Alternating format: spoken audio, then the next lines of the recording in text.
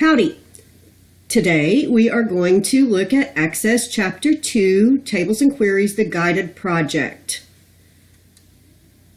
So your downloaded file, you're going to have to click the Enable Content button, and I know I've given you warnings about that before. Don't ignore that security warning. You should always make certain that the file comes from a trusted location. Otherwise, don't click that, because Access does have the ability to write files to your computer and to change settings on your computer and to infect your computer. So you should take that seriously.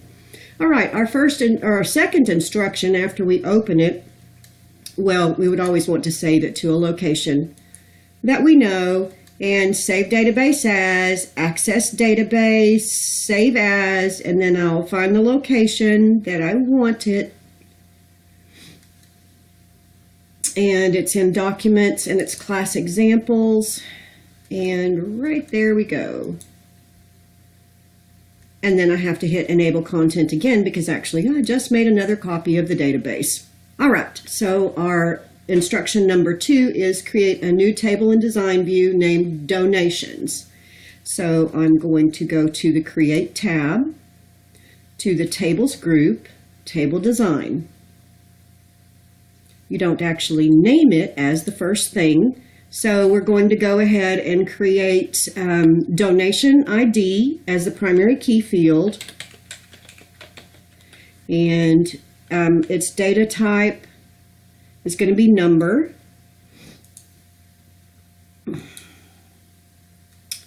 And all I have to do is right click and go primary key. And there we go. Now I need my next field. Oh, that one needed to be long integer. So it's number. You're not going to find long integer here. It's number, and then it's long integer down here in field size, which it already was. Now our next field is donor ID.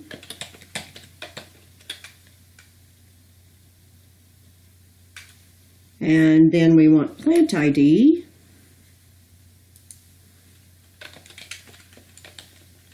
And then we want donation date. We're using camel case notation. All right, camel case notation means that there are no spaces in the field name, and each succeeding word is capitalized so that you can read it well.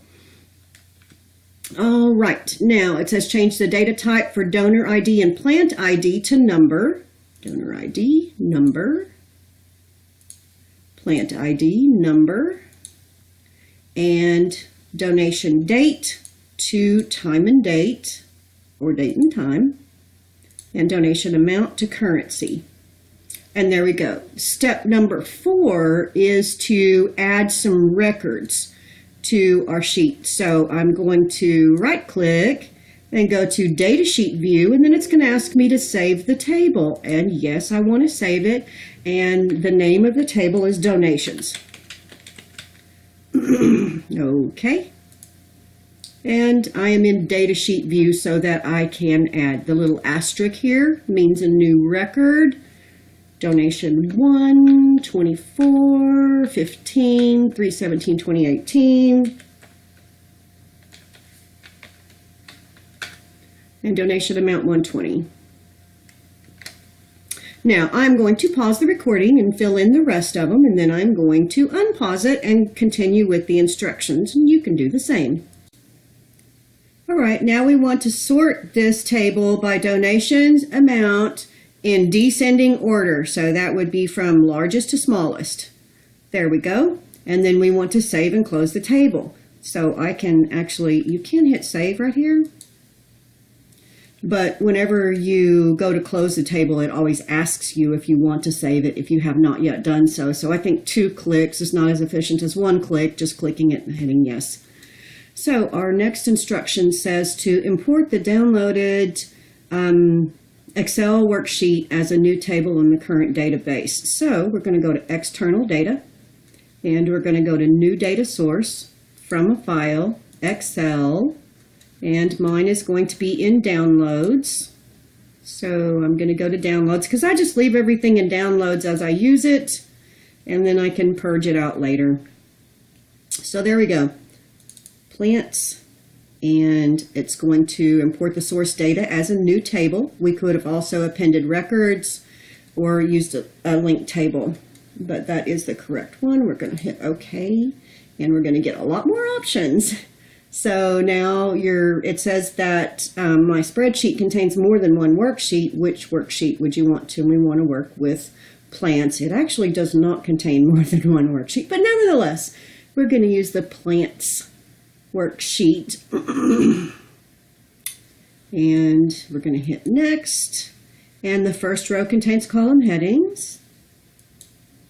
And then we want to set plant ID to be indexed with no duplicates. So yes, but no duplicates. And we want plant ID field as the primary key, so we're going to hit next and choose my own primary key, and it already chose plant ID, which is just fine with me. And then we're going to name it plants, which is what it already picked up. And we're going to finish and not save import steps. So there we go. We have pulled that Excel spreadsheet into our database quite easily, I might say. So we want to view it in design view. So I'm just going to right click design view. And then we want to change the field size for plant ID to long integer, which is going to be down here, not double long integer. There we go. And then save the table, click yes, indicating that some data may be lost. Long integer is has fewer characters in it than double does. And that's why it's going to tell you that some information may be lost. So if there were any values that exceeded the number of characters in the field, like if there were only 3 characters in the field and I had a value of 1,000, which is 4 characters, it would lose data. In this case, it won't make any difference. So all I have to do is hit close and tell it to save the changes. And then it says the size of the field has been changed to a shorter size. You need to read your dialog boxes so that you can at least think about what it says. And I'm going to say yes. So, next. We are going to begin establishing relationships. So we're going to add, we're going to go to Database Tools, Relationships. And then I'm just going to drag these tables over. And we're going to begin to establish relationships. So if you should still happen to have tables open, whenever you go to establish the relationships, you're going to end up getting an error message that says the database is in use by another person. Well, guess what? That other person is you, because the tables are open. So you can't actually have these tables open whenever you're establishing relationships. So the first one is a one-to-many relationship between donor ID field in the donors table and donor ID field in the donations table. So donor ID to donor ID. And it wants us to enforce referential integrity and cascade update. And it's saying down here that it is one-to-many. And I'm going to hit create. And it gave me an error message. It says data in the table donations violates referential integrity rules. For example, there may be records relating to an employee in the related table, but no records for the employee in the primary table. Edit the data so that the records in the primary table exist for all related records. If you want to create the relationship without following the rules of referential integrity, clear the enforce referential integrity box. Okay, so what you want to do here is, it says that data in the donations. So let's go and look. First of all, what I want to do is I want to look in the donors table. at the data that is there, I'm going to hit cancel, and I'm going to open donors. And the information in the donors table that's also going to be in the donations table is that donor ID. And I have from 1 to 25 as far as donor IDs are concerned. So let's go to donations and let's have a look at that information that we typed into the table. And when I say we, I mean I typed into the table. Okay, so here's donor ID. And as you can see down here, I have a 90 for a donor ID. That donor ID should actually be 9. That is the problem with being able to create the relationship. It's that 90 did not exist. There's no 90 in the donors table. And yet we were referring to a 90 in the donations table. So that's why it would not let us create the relationship. Now close it and go back and create the relationship. Donor, okay, enforce referential integrity. That's what referential integrity means, that we have a reference to this table for every record in that table, and then cascade update fields. Create, and it allowed us to create it. And then it wants us, let's see. Okay, well, it doesn't even want us to create the plant ID one. Yes, it does. I'm sorry. That's instruction number 9. A one-to-many relationship between the plant ID in the plants table and the plant ID in the donations table. So we will drag this to this, and it's going to be the same things. Enforce referential integrity, cascade update, one-to-many, create. And then I would kind of like for it to be a little bit neater. There we go. That's prettier. Okay, now we want to close the relationships window, and we do want to save the layout. Yes. And now we're going to create a query using the simple query wizard. So I'm going to go to create, to the queries group, and we want the query wizard, and here's where we choose simple query. Okay.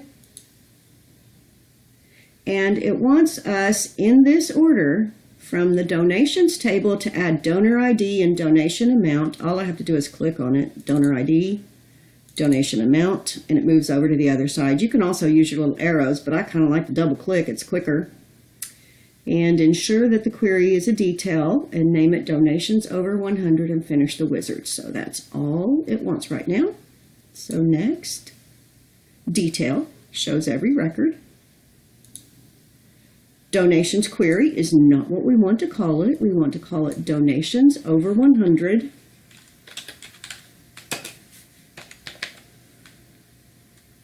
And open the query to view the information.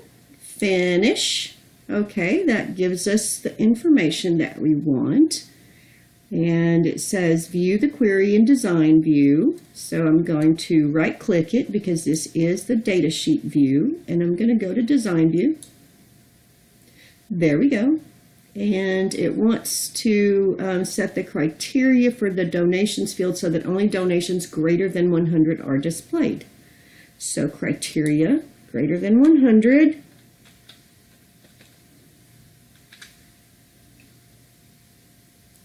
Sort the query in ascending order by the donation amount field. So sort ascending, then close the query and save. Yes. Okay. Oh, it did say run the query first. So all I have to do is double click and it runs it. And there we go. All of those are over 100. Now, if you forget which way you're supposed to point that little caret, then look at your data and make sure your data is what it is supposed to be, that it makes sense, because if we had it wrong, it would be pulling up everything less than 100. So there we go. There's our query, and we know it's right. We'll close it again. And we're going to create a new query in design view. And so I'm going to go back to create, query design, and we want to add donors, donations, and plants. Donations, donors, plants. And then we are going to close this. And we're going to add donation date from the donors table. All I have to do is double click. It puts it down there. Last name, first name, phone. Last name, first name, phone.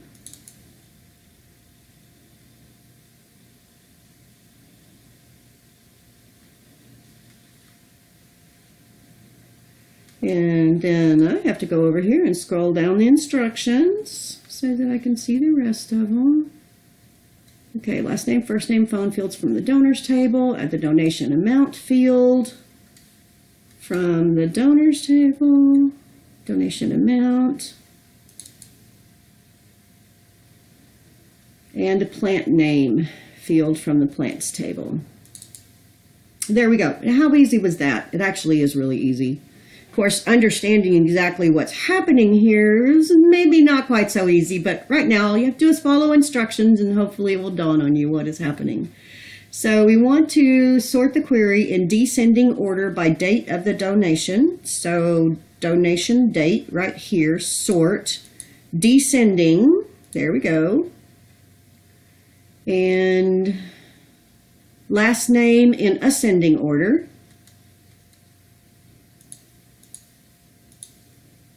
There we go. And run the query. And see, save the query with the name plant pickup list. So when I click run up here, there we go. And let's see what we have. We have it sorted by date and by last name. That does not look like that's sorted by last name, does it? But it's sorted by date first.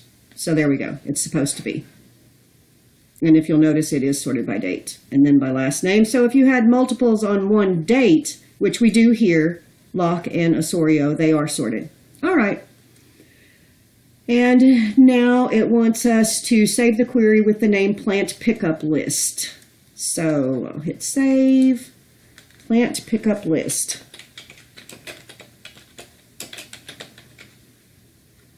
And OK. And I'm going to close the query. And the next thing that it wants us to do is to copy that query. So I'm going to go copy, and then I'm going to hit paste. And it wants to know the name of it. We're going to name it e-newsletter. Okay. Now, it wants us to open it in design view. So I right click, design view. It wants us to delete the donation date and add the e-newsletter field. So I actually can do this quite easily. I can, e-newsletter field is in the donors table. So I can change to donors table. And then I can choose e-newsletter. Okay. And sort it in ascending order. So now I have it in my first. There's a variety of ways you could do that. You could delete and then you could insert, but that's actually quite easy to me to just choose the table that I want and then the field that I want. And ascending order so that the query sorts first by e-newsletter and then by last name. And so we have that. We want to run the query. There we go. And save the query. Save it. Close the query and submit. So you want to close all your objects and then close the database. This action, yes, go ahead, empty the clipboard, and there we go. that concludes our Access Chapter 2 Tables and Queries Guided project. So be sure and let me know if you have any problems with it.